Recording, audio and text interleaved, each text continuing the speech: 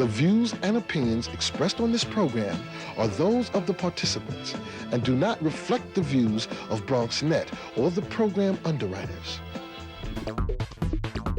BronxNet. Your voice, your views, your vision. Next on the Bronx Journal, Olga Luz Tirado, Executive Director of the Bronx Tourism Council, Coqui the Chef, firefighter Sean Collin, and tattoo artist Jorge Pagan, better known as Gio.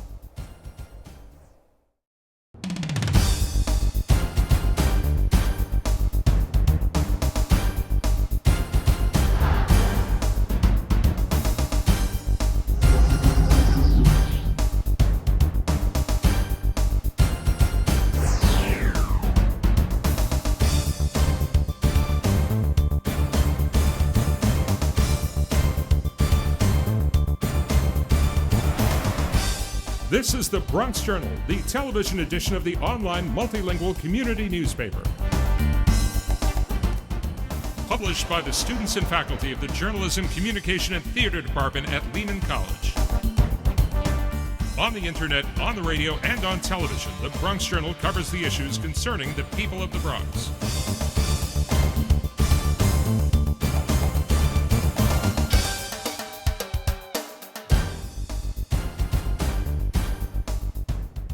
Hello, welcome to the Bronx Journal. I am Helsie Paula. Even though the Bronx is a borough where many different cultures provide such a diversity and rich history, people may often forget the borough when it comes to tourism to New York City. They may not know what they are missing. To talk about why the Bronx is such a unique tourist destination, here with us, Olga Luz Tirado, Executive Director of the Bronx Tourism Council. Welcome, Olga. Thank you. I'm glad to be here. Thank you so much for being here. Yeah, no, this is wonderful. Thank you for having me. Olga, the question that we all want the answer for. Does tourism in the Bronx even exist? Of course it does. We have visitors coming to the Bronx every day. In fact, the other day I was in my office and a couple from Rome came by the office just to ask me what was open and what can they do in the Bronx that day.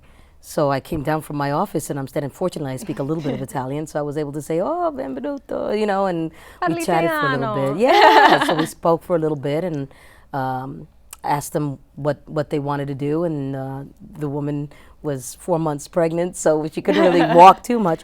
But you know, I was able to send them. Yeah, I was able to send them to a few places. Not too long ago, a German tourist came by the office asking about where I go see hip hop.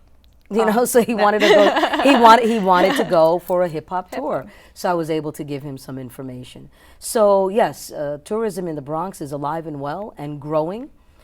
You know, what's happening is a lot of people are coming to New York City, and especially if they've been here before, you know, they want to see something, they want to experience something different and something new. And that's what the Bronx provides. It gives them an extra something that they may not be able to find in Manhattan. So why is it that New Yorkers, especially, when we talk about tourism, they only talk about another borough except the Bronx? When our families comes from another country, we take them to Times Square, 42nd Street. Those are the places that we was taken. Why is that there's so much more here in the Bronx? Well, I think when people think of New York, they think of Midtown, they think of Broadway, they think of 42nd Street, they think of Park Avenue and Fifth Avenue, and those are the first things that come into their heads. Also, unfortunately, some people, and particularly those who have not been here, still have the Bronx of 30 years ago as an image in their head. And so then they come here and they're shocked that they're not seeing what the images that were shown 30 years ago. So things have changed here, and the Bronx is a destination. So why, when tourism is mentioned here in the Bronx, we only talk about 3 places, which is Yankee Stadium, Bronx Zoo, and the Botanical Garden? Why is that? Well, because, you know, those are the places that have an enormous amount of visibility and exposure, and those are the things that people really feel that's all the Bronx has, and it isn't. I call those institutions the Big Three, and they're very, very much needed, and we partner with them all the time, and the Bronx Tourism Council is really happy that they're here. But the thing to keep in mind that there are other places in the Bronx to come and see. In terms of galleries and museums and performance houses. I mean, Lehman College has a wonderful center for performing arts, as well as Lehman Stages, as well as an art gallery. And all of these places are we're talking about top-notch institutions. We've got Pregones Theater. We've got Wave Hill on the west side. We've got BRAC, the Bronx River Arts Alliance.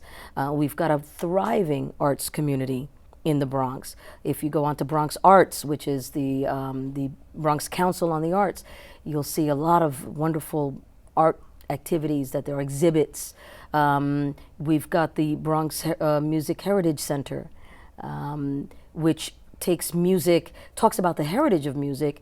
They also have concerts, and they have talks and charlas with a lot of well-known musicians. So it's educational as well. So you mentioned Pregones Theater, you mentioned Where You Feel.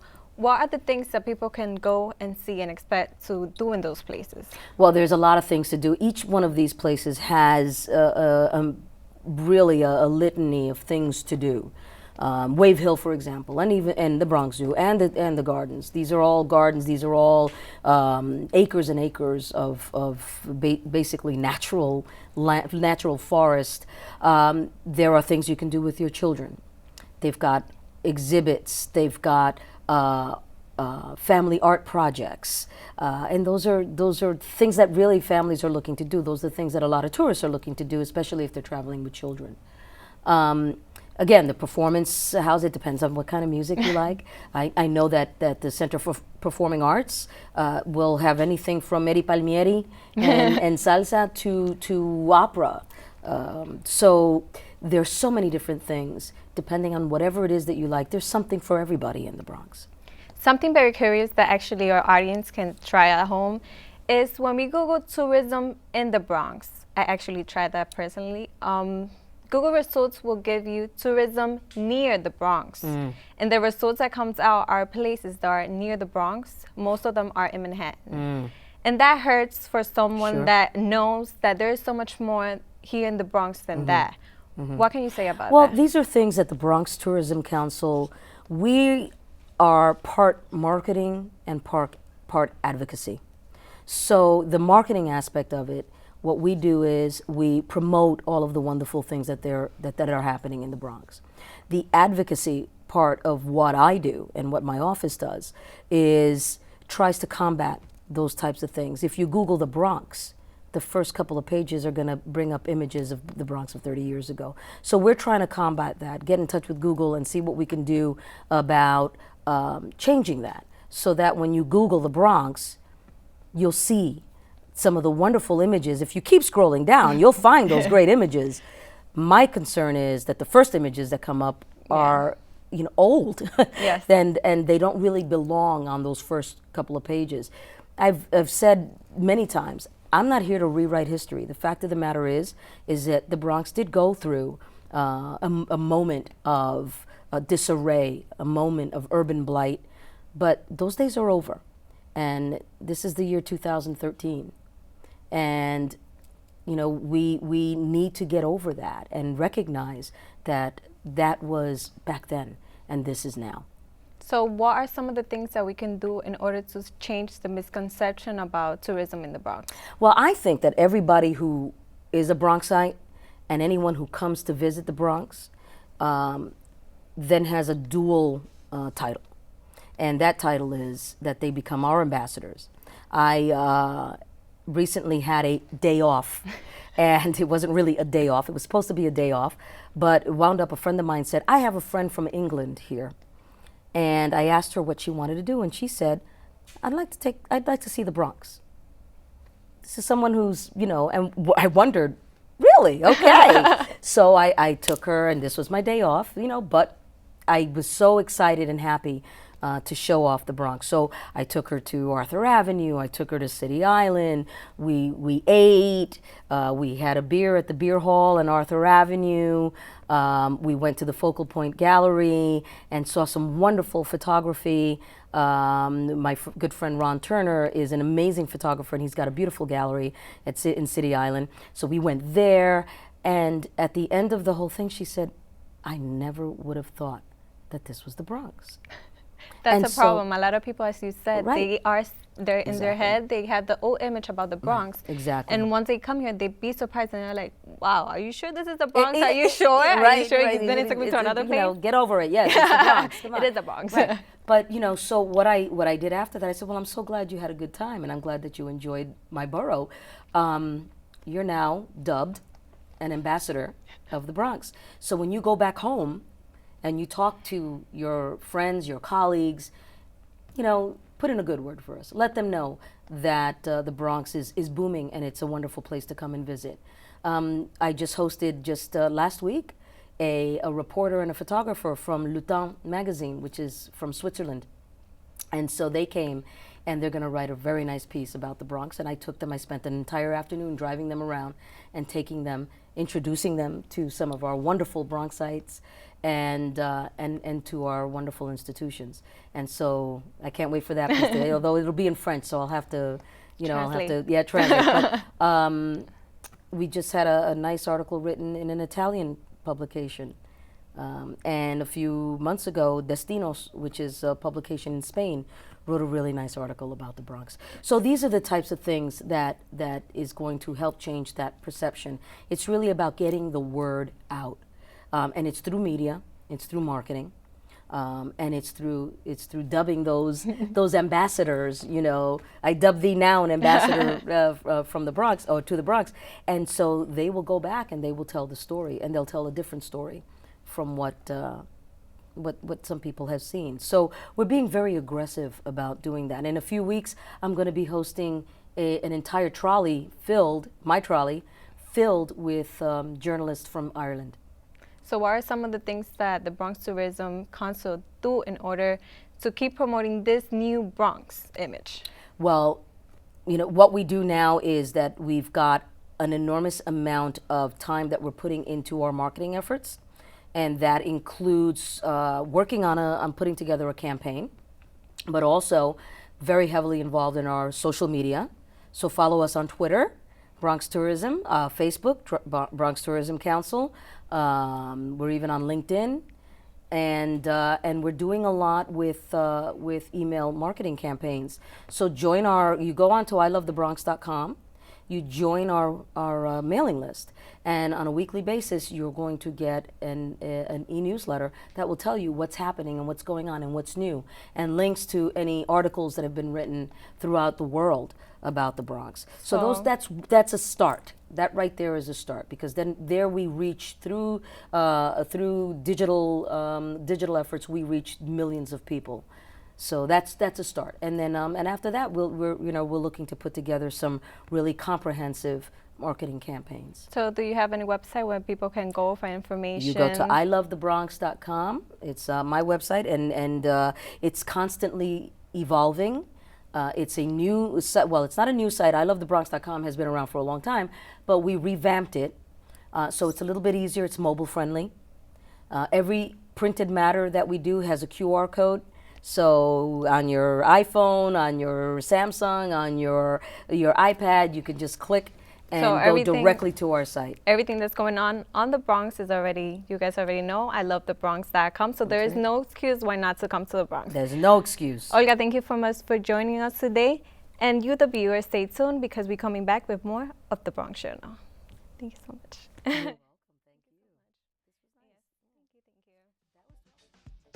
I think it breaks a little to the left. To the right. Nope, straight. I told you it was going right. Get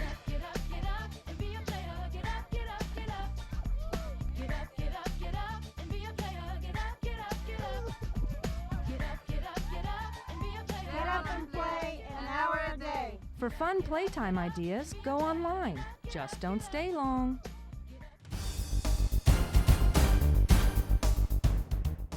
Hello and welcome back to the Bronx Journal. I'm Carlos Piantini. Today we have a special guest who is very concerned about the health of children in the Bronx. Improper nutrition can dramatically increase the risk of diseases such as diabetes and lead to obesity. That's why she founded Cookie the Chef, working with a culture she created through a social enterprise organization that promotes healthy eating. Her objective is nutritional awareness for all ages with cooking demos and nutritional workshops. In just a few minutes, Chef Chris Ackerman will also join us to show how it is done by cooking up something healthy. It's a pleasure to welcome to the show the founder of Cookie the Chef, Tanya Lopez. Welcome, Tanya. How are you? Hi, it's a pleasure to be here. Okay, good. And Tanya, tell me a little bit about you. You were born in the Bronx? Tell me.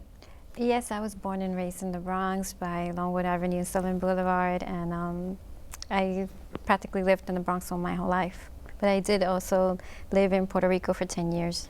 Okay, good. And what does the Bronx mean to you? The Bronx for me is I think I have like an emotional bond to it. I try to leave it, but I always come back. It's somewhere where I grew up and I knew that the people always needed something more. You know, they always talk bad about the Bronx, and I know the Bronx is not really like that. So I try my best to bring out the good out of it. Okay, good. And how do you come up with the idea of Cookie the Chef? Well, it came to me as something that my kids, since they were raised in Puerto Rico, and when I came to New York, they sort of missed the food over there.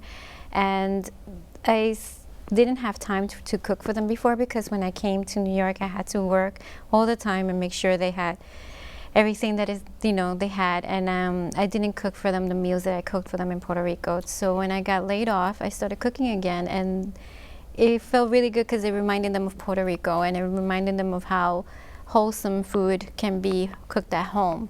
And the processed food got them sick, and they weren't feeling it. And just the food in the home just made them feel like, mom is back, mom is cooking, the smell in the room, in the house smells great, and I guess that bond, I wanted to give that to the children in the Bronx as well, and the parents, kids. I can relate to working all the time and being a single mom and raising 2 kids. It's pretty hard. Okay, excellent. And who is Cookie the Chef? Well, Cookie the Chef, it's, I guess, sort of like my alter ego. So, he's that part of me that I try to bring out, like positive, crazy side, the fun side of me. And he's a frog. He's a giant frog dressed as a chef, and Cookie is a mascot to the Puerto Rican people, and it's something that people can, Hispanics, even Puerto Ricans and Hispanics can relate to, because they feel connected to something, and it has to do with nature, and Cookie is just something that people respect so much. Okay, good. And why do you select a frog for your character? A frog, well, I feel like a frog is very much connected to nature. It's connected to just like the produce is very much farm-like. It's all connected. It all has to do with the environment and how we treat everything outside of ourselves.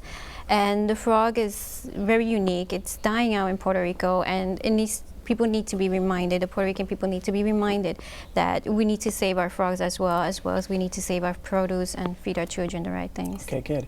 And how does the parents and children react when they see Cookie? Well, many of them, they look at it with eyes wide open. They're like, what the heck is this? And it's so huge, it's big, it's wow, the head is huge. They like the idea. They really are like curious.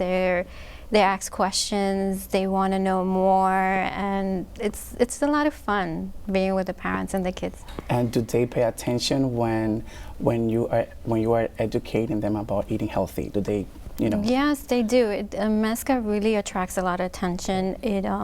I have tested both sides. I've tested without the mascot and with the mascot, and I have seen that with the mascot, people gravitate more to the table. They want to know, they're curious.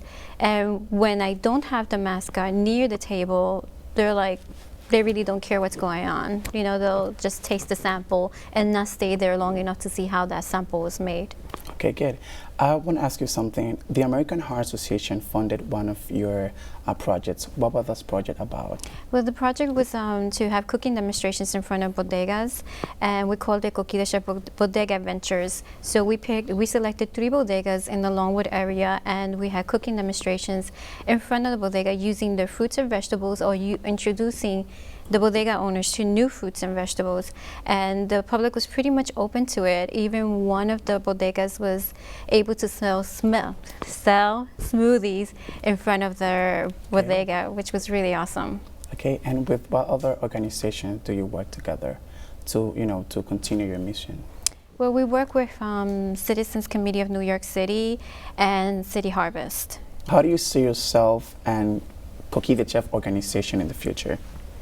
Well, I see Coquí de Chef having a program in after schools or in schools where they can teach kids home economics, cooking again, and doing things for themselves, being able to connect more with the food, eating healthier, maybe change the lunch programs. I see that a lot of, at least small steps to bigger changes in the future. And I also see him, creating a TV show for kids as a cartoon or as a mascot, so that it can connect with everyone in the whole world, not just a certain part of New York, but everywhere. And people can feel like they can bring him at home as well. Okay, thank you, Tanya. Don't move from your seats, because after the break, Tanya Lopez and Chef Chris Ackerman are going to show us how to make a delicious and healthy black beans avocado salsa. Don't miss this out.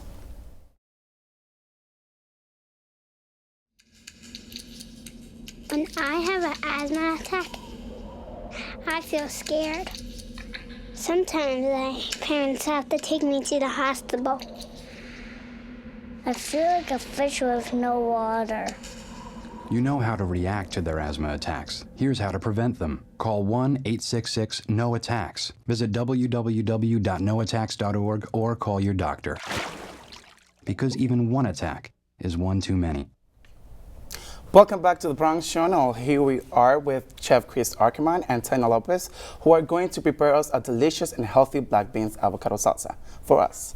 Hello, Chef. How are you? Hi, Carlos. Thank you. Okay. Hi, Tanya. Again, we have Coquí also here. We have Coquí here. Okay, can you tell us a little bit about this recipe? Yes, this is a recipe that actually Tanya came up with. Okay. It incorporates fresh vegetables, fresh herbs, black beans for protein. Good. Aguacate. Good. Delicious. Okay. So it's a quick, easy recipe that you can make at home. We've taught it to the kids that we've had classes with. They love it. Okay. So it's great for the football season, for many different ways to enjoy this. Okay. So, Coquí, you like it? Yeah, definitely. All right. So we're gonna start with our peppers. Good. Okay. So just let me give my knife a little sharpening here. Okay. Just so we know. Sharp knives are always the best, so you don't cut yourself. So we're gonna make a small batch today. So the thing with the salsa is to make sure everything is a similar uniform cut. Okay. Because that way it'll be easier to eat. And red peppers, they have a lot of delicious vitamins, vitamin C. Yeah, good. It's very good antioxidants. And we also like to have a colorful salsa. Yeah, so that way children, That's one of the big things in our classes, that the children, they see all the vibrant colors. Good, yes. And they are quick to enjoy. So we'll do the same thing with the yellow pepper.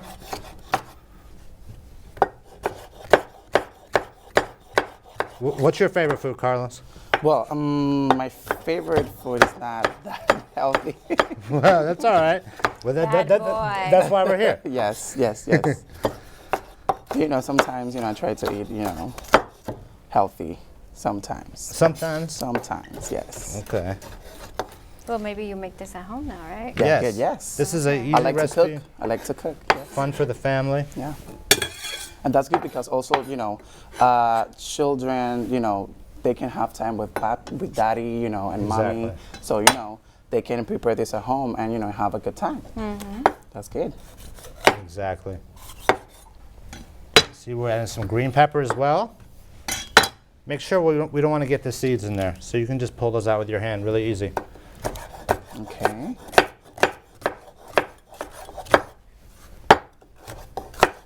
Do you like football? What was that? You like football? Not really. I like baseball. Oh. Yeah, you know. my team got beat last night. Okay. What's your team? Cleveland Indians. Okay. So, sorry, Bronx fans. When we incorporate all different colors, we remind them that it looks like the rainbow, so Okay, that they can good. keep in mind that they have all different, like the yellow pepper, yellow stripe. Okay. You know, it helps them to collect what they need in the supermarket to make it look like a rainbow. Okay, good. And when you do the cooking demos and, you know, children, they get involved, you know, cutting the stuff, how do they react? Oh, they love cutting and they love putting things together. It's just like exciting to them. They always want to just hurry up and finish so they can eat it. Okay, that's good, good. One of the most fun things we made was we have them make homemade guacamole, so with the pilons. Wow. And those kids love mashing. They love mashing. They love mashing it. Good. So we're gonna add some aguacate of our own. Yes. Take out the pit. Okay. Oops. A really easy way to cut these, give them a slice down the, like that, and crosswise. I can scoop it out right here. Okay, good. It looks so creamy. Yeah. And you have a nice, your avocado is already diced to bite-sized pieces for the salsa. Okay. And a good trick, if you're going to cut these beforehand, you got to hit them with a little lime juice so they don't oxidize and turn brown. Yes. So we'll keep that over there. Okay. So you already see the colors that we've got. Okay. You know, right, Koki? Yeah, right? So we're going to add some red onion next. Okay. Don't cry. Okay. This is the emotional part of cooking. Yes. Yes. So, and onions are good for what's the vitamins? That's a good one. I forgot. That's a good one though. I know my grandmother, she said onions good for the flu. If you eat a lot of onions, you don't get the flu. So that's what they then say. that would be for antioxidants. Yes. Then they're good for antioxidants. Yeah. Well, in my grandma's church, the women used to chew garlic. Wow. When they sat in the pews, so people were sick, they wouldn't come around them because it stunk. So yes. Now we have some color in there with the red. Okay. We're gonna have some cherries, tomatoes. The cherry tomatoes, whatever tomatoes look the most fresh in your market, you can use because we're going to chop them down. Okay.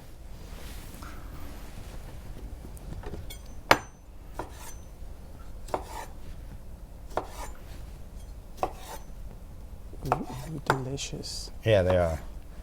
And this salsa, you're welcome to use whatever ingredients you like, and especially in the summer when you have more stuff in season that's delicious. Yeah. Some sweet corn would go wonderful in here. If you like spicy, some jalapenos. Yeah. Would definitely be a nice touch. That's good, yeah. You could do cucumber, chayote, jicama, whatever you like. You love chayote. And I love chayote. And you know, this is good because I think everybody had, you know, they have this ingredients at home. So I think everybody has, you know, peppers, tomato, avocado at home. So it's well, especially what we learned at the bodegas this summer was many bodegas have these ingredients. That's why we chose these ingredients so that families who can't make it to the supermarket all the time, or even kids who could just walk down the street and don't have to get on a bus to go to the supermarket, can pick this up and do it at home. Okay, that's good. So we're gonna eat Okay, so this is the last ingredient, the black beans? we got one more. Then we have black beans. And give it a squeeze of lime. And then chop some fresh cilantro. Good. Finish it off. We need 2 more things. Sam? Okay. What? The salt and pepper and olive oil. Well, I think those didn't make it out of the prep station, but at home, add salt, pepper, and olive oil, and it'll be delicious. Okay, Tanya, and where people can contact you? Like, you have your website? If anyone would love a cooking demonstration or a class for their kids, they can definitely check our website. It's cookieTheChef.com. Good. And they can check out our recipes there. This cooking show that we have posted there with our new puppet. And he's, of course, the cook is teaching people how to make sofrito. But it's basic sofrito and all the ingredients they can get it anywhere. And let's taste the food. There you go. Okay. Dig in there. Ay. Well, awesome. Thank you so much. Koki, what do you think? You like it? Yes. Awesome. Okay, so thank you guys for being here. You're very welcome. It's a pleasure. Okay. Thank you very much. You're welcome. Okay. Thanks, Carlos. Thanks, Koki. Okay, and we'll be back with more of the Bronx Journal. My name's Brandon. I'm 9 years old, being alcoholic. Hi, Brandon. I'll start drinking with the older kids. And whatever they do, I'll do. Kids who drink before age 15 are 5 times more likely to have alcohol problems when they're adults. So start talking before they start drinking. I know it'll start with alcohol. I'm just not sure how it's gonna end. Hello, and welcome back to the Bronx Journal. My name is Chrissy Padilla. In our culture, we are living by the art of beauty and being unique. What used to be considered out of the norm and a taboo is now what we see as part of our everyday lives. Now, you must wonder, what am I referring to? Well, the art of tattoos. Although tattooing and body art has come such a long way from its early beginnings, we may still wonder, has the stigma faded, or is it lingering in our society? And has the passion and talent behind tattooing become lost because of public perceptions? Here today to speak about this and much more is local Bronx tattoo artist Jorge Bacan, better known as Gio. Welcome to the show. Hi, thank you for having me. No problem. So I want to kind of start with asking you a few questions about how you got originally started in the tattoo lifestyle. So how long have you been in the business of tattooing and piercing? I've been in the business for 10 years. For 10 years? Were you interested in tattooing? Were you, Actually, I was into graffiti. Graffiti? And I used to be in the streets. So how did you get your start? Were you little just drawing in school, or what, how did you? Yeah, I was joining school, doing mostly graffiti and letterings and stuff like that. I met this guy named Rob from Brooklyn. He's actually like a brother of mine. And he put me in the business, tried to take me out of the streets and tell me that I could do the art in people's body and get out of trouble. So would you say he was your mentor, or were you more self-taught? How did that? He was like a mentor to me. Like a mentor? Were you raised in New York City? Yes. Okay. And talking back about Rob, he had his own shop, or? Yes, he did. He had a shop in Brooklyn. So you were tattooing there, or how did that? Well, I was actually an apprentice there. I was not really tattooing there. I was just helping, learning the skills of tattooing, learning the art, learning the needles, learning the basic things about, art and shadings and stuff like that. Now, do you think tattooing maybe was like a personal outlet for you? Like, maybe not saying to take you off the streets or anything, but did that kind of guide you in a good direction? Yes, it did. Well, the tattoo was actually it was not really that thing of mine. But I was doing graffitis and stuff like that, so when I was in the streets, I was getting in trouble, getting stomachs and stuff like that. So then when I met Rob, he told me what to do with the art and make money and, create art.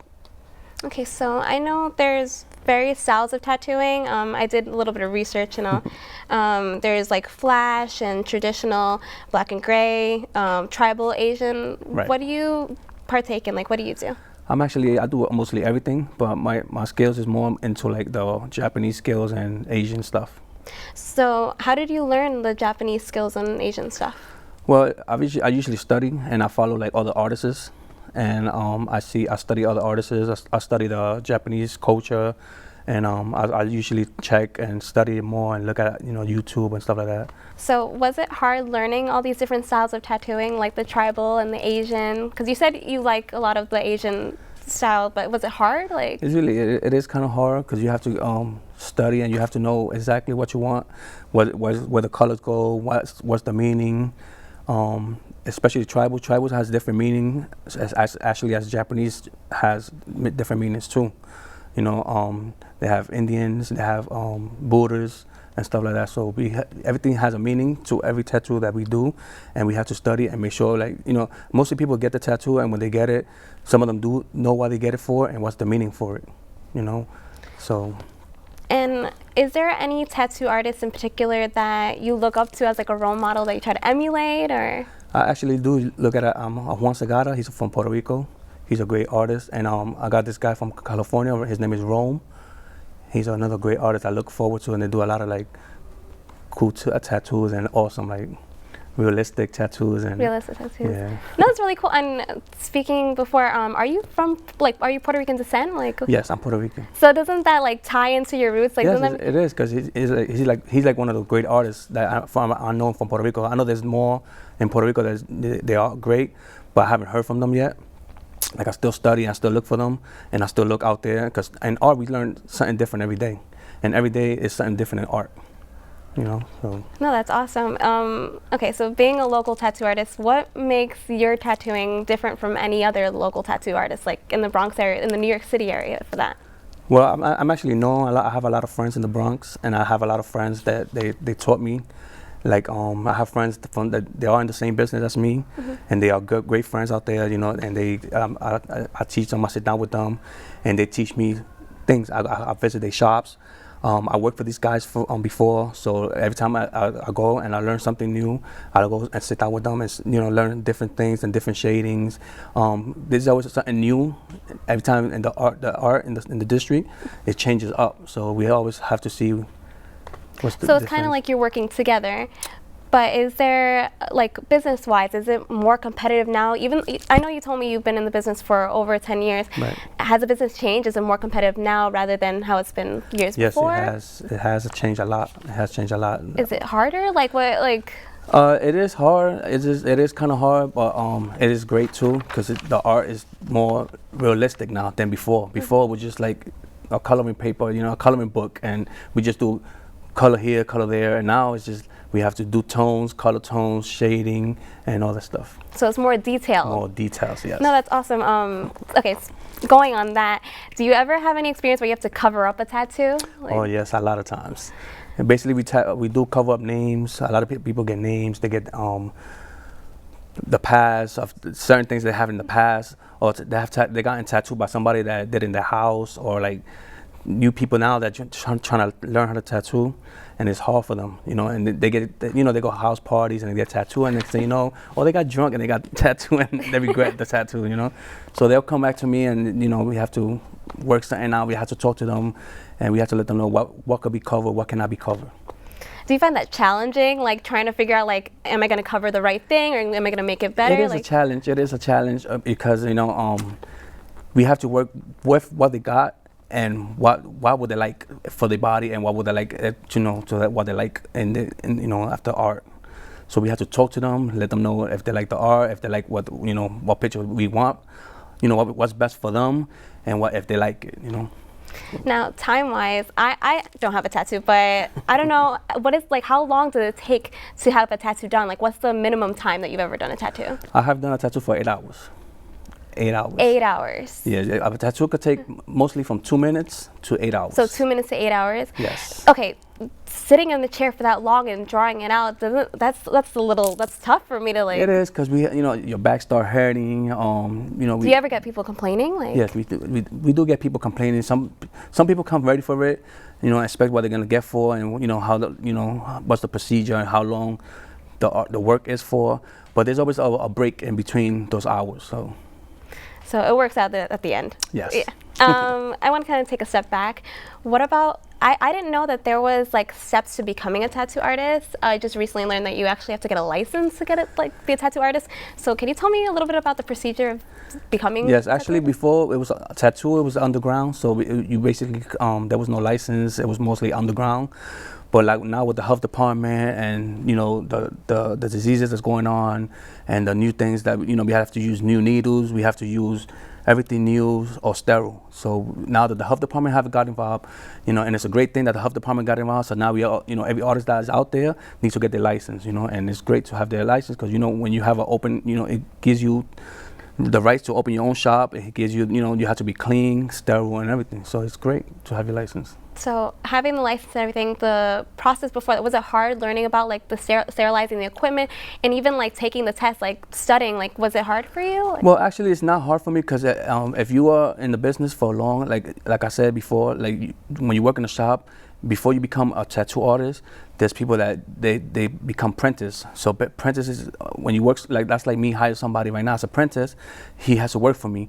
And I teach him the basic, what he has to do, what he should not do, what should be clean, what should not be clean, what should, you know, sterile, stuff like that. So basically you move up in the industry from that and then you get your license. So everything that you learn, it should be in the books. Wow. And also, I know with art there's different paint brushes and also like pencils. Is that the same with like with the inks and also the needles? Like, do you guys have different like sizes for all that stuff? Like, tell me a little bit. Yes, it is. It is. The needles are like brushes. The needles, they come in different size. They come. It's like a brush. You know, we have the thin brush to the biggest brush. So basically, when the tattoo is the same thing, and the inks too, we have to mix the inks. You know, it's just a little different than art and paper or in like in a canvas, but it's, you know, it is the same thing. It's still the same thing because all together it ties in as art. Yeah, you have to work with it. So another question. I know that there's tattoo conventions and like competitions. Have you ever taken part in any like conventions or competitions? Yes, I actually I do. They do have tattoo places that they do like always around the world. They do a different tattoo things, and every artist from around the world show up and they show their great work, and you know they have competition who has the great work of the arm, leg, or portraits and stuff like that. And yeah, we do. I have gone in a few of them. Have you won any like competitions? Yes, I have a couple of trophies that I won for best hand tattoo, best chest tattoo, stuff like that. Cool. I also want to introduce somebody, a friend of yours, Damien Rangel, a human canvas of Gio's art. Yes. Welcome to the show. How are you doing? Hello. So you've actually performed most of your tattoo work on him. So can we? Yes. Yeah. He has some of my art is on his body that I had done when I started. He basically almost every work that he has is done for me. Oh, cool. And he has mostly from black and gray to color. So he has some Japanese works on his hand. Plus, he has some like rock star stuff, and you know. That's awesome. And last but not least, where can we reach you? You can reach me at 344 East Funnel Road, and that's in the Bronx, New York. My contact number is 347-547-8942. Thank you, and we'll be back with more of the Bronx Journal.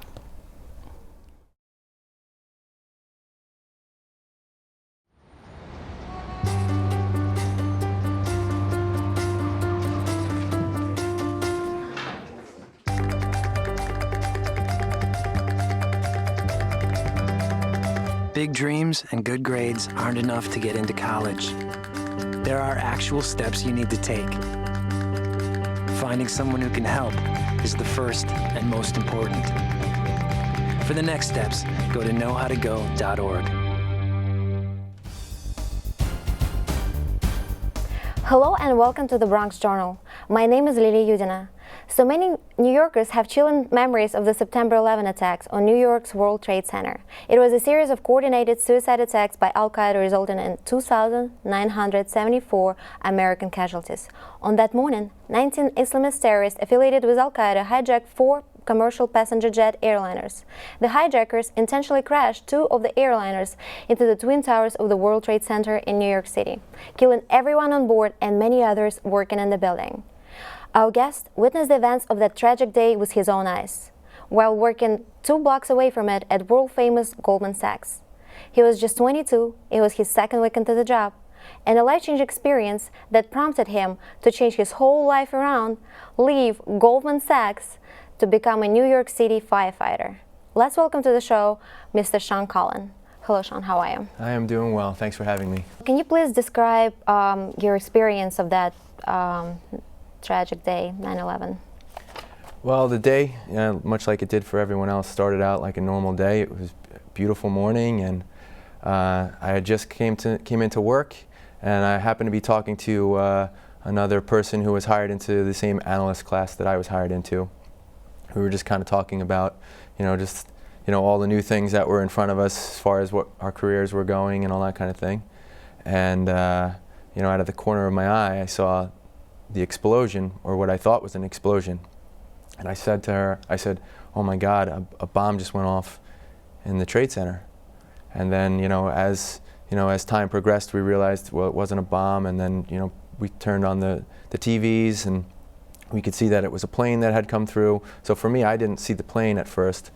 And then, subsequently after that, the second plane hit the towers again, and then we knew that we were under attack. And being that my building was down on the water as well, everyone was fearful that there were more planes coming, and there was lots of information coming in and disinformation as to what was actually happening. So, people were deciding, some people were staying in the buildings and some people were deciding to leave. And so it was very chaotic for everyone that was down there. And just to know that, there were going to be people trapped in those buildings, it was very, scary event.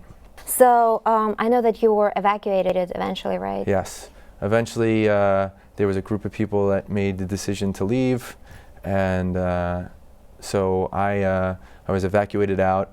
And it was after the first tower had fallen that I was in the streets, and all the debris was floating in the air, and you couldn't see very well. And I ended up getting out on a boat that took me to the North Shore of Long Island, which is where I grew up, on Long Island. I didn't have any way to get back to my home, but that wasn't my concern at that time. It was just, get out of the city. And I can remember going up the river and seeing the second tower come down. And it was just so upsetting, and that was just kind of one of those things as to how I was starting my career.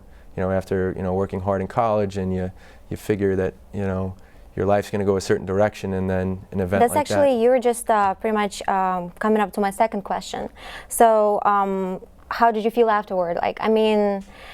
Did you know that according to the 2012 poll, MBAs ranked Goldman Sachs as the #1 investment bank that they most like to work for, and #7 hottest employer across all the industries? Just to give people a number on that, just for this summer internship in 2013, 17,000 people applied for the summer internship, and only 350 were hired. That's 1 in every 50 people. What I'm trying to ask is that what prompted you to turn your whole life 180 degrees and leave one of the top firms, investment firms in America, to become a firefighter? Well, for me at that time, I felt that I could always go back to business some other point in my life if I wanted to, but I felt like the city, needed people who could go and help and do a job, where the fire department, we lost 343 members that day. And so, for me to be able to, fill in and help out where I could and try to make a difference. You can never fill the shoes of those members that were lost, but you can at least honor their memories and try to, do the work that they did. And, that's how I've spent the last over 10 years of my life, working for the people of the city of New York.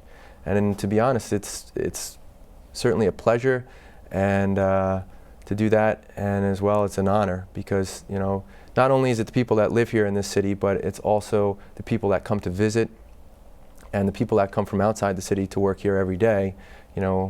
All of us that work for the fire department and the police department and lots of the city agencies, we're there to help serve those people. So. Mm-hmm. And is it a coincidence that you're actually working at the firehouse that lost the most amount of people during the 9/11? Well, for me, I wanted to go to a place where I could make an impact and a place where, you know, I could bring my, you know, good efforts and hard work to. So for me, that seemed like a good house to go to. And, you know, there's a lot of traditions and everything from that house, and you have to learn it all. And especially at that time, you know, it was still very difficult because I got hired in January of '03 by the time I got onto the fire department, and there were still funerals and all sorts of things that we were still going to from, you know, different people and different members that were killed. So, you know, you had to learn fast because there was still a lot, you know, a lot of pain and hurt in the department. As far as I know, that your call for helping people didn't just end at becoming a firefighter. You also are an active member of the Air Force service, and why? Wasn't being a firefighter just enough? Well, the thing of it is that being a firefighter, it's a great job, but, you know, I also felt like there were other ways that I could, you know, kind of take, you know, my energies and efforts and, you know, even take it beyond, you know, working for the city. And so, you know, when I knew I was getting onto the fire department, I started looking at some other things as well. And one of the jobs that I applied for was to be a pilot, a rescue pilot, with the Air National Guard out in West Hampton Beach. And it's a great unit. It's been involved with a lot of different rescues, both overseas as well as domestically. And so I applied for a position to be an officer and to, you know, to become a pilot in a combat rescue unit. Got it. And I know, as far as I know, you've been to Afghanistan twice. Yes. Can you describe your experience there? It is a very chaotic place, and the work that we do while we're over there is it's rescue work. Primarily, we're there to serve as casualty evacuation for soldiers and Marines and sailors that are injured from the United States. But we also do work with our coalition allies to work with the Brits and those from other nations to do rescue work for them. So if they're injured, you know, in a combat environment, we can go out and rescue those folks and bring them to surgeons. And as far as I know, that while in Afghanistan, I think for the first time that an incident happened to you on the same day as the U.S. Airways flight 1549 had its miraculous landing on the Hudson River. So can you please tell us about that? Yeah, so what happened that day was I had just gone to bed, and we were on a 24-hour alert period. So, you know, through the course of the day, you'd be working, and then at a certain point, you know, you'd try to get some rest. And so, you know, we always went to bed with our radios, you know, in case a mission dropped and, you know, we had to respond. So at the time, it was a 30-minute response from, you know, the time the mission dropped till the time you'd be in the aircraft and taking off was 30 minutes.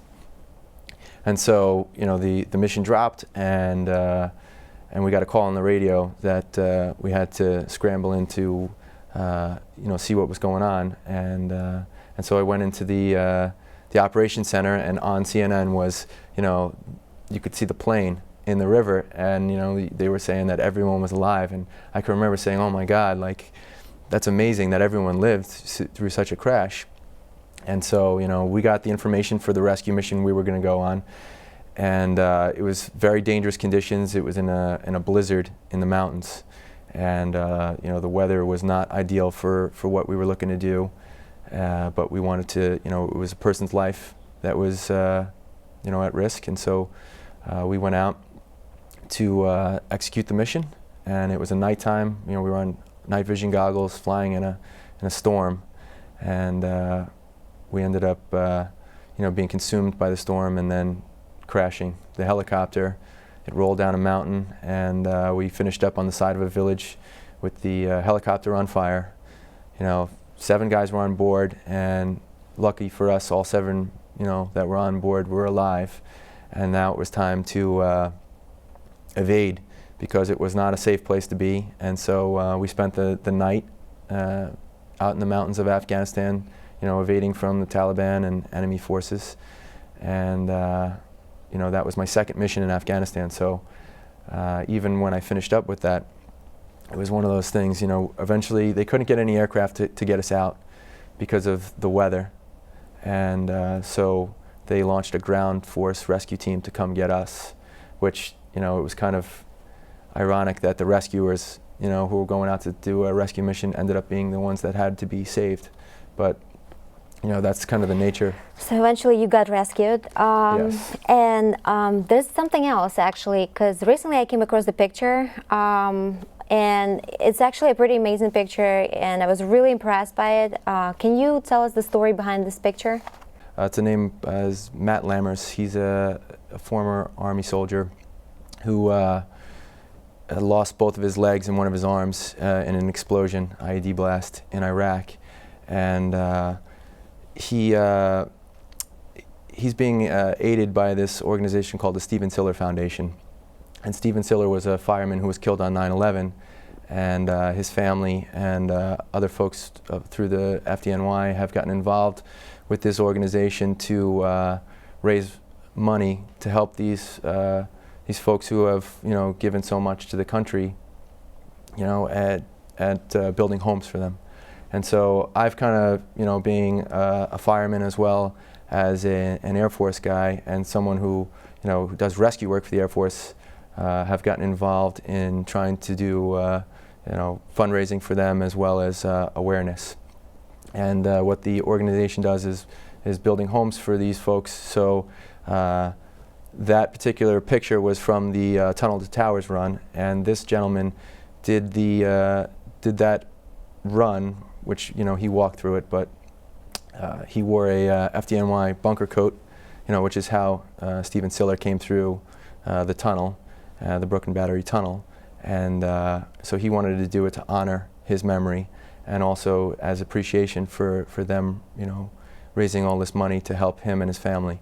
So I walked through with him as his support and a shoulder to lean on, you know, as he went through the 3-mile race. And it was an amazing experience, you know, because he was just 8 days without a wheelchair. And he had been working, you know, vigorously to prepare himself for this race, but he had been 8 days completely without a wheelchair. And I was able to do that whole race. And for me to be there as emotional support and to be a friend, you know, just to take someone through that was really a special experience. Thank you so much. Well, that is Mr. Sean Collin, everybody. A guy who can say that your worst day is his every day. And in the end, I would like to finish with a quote by Edward Franklin Crocker. When a man becomes a fireman, his greatest act of bravery has been accomplished.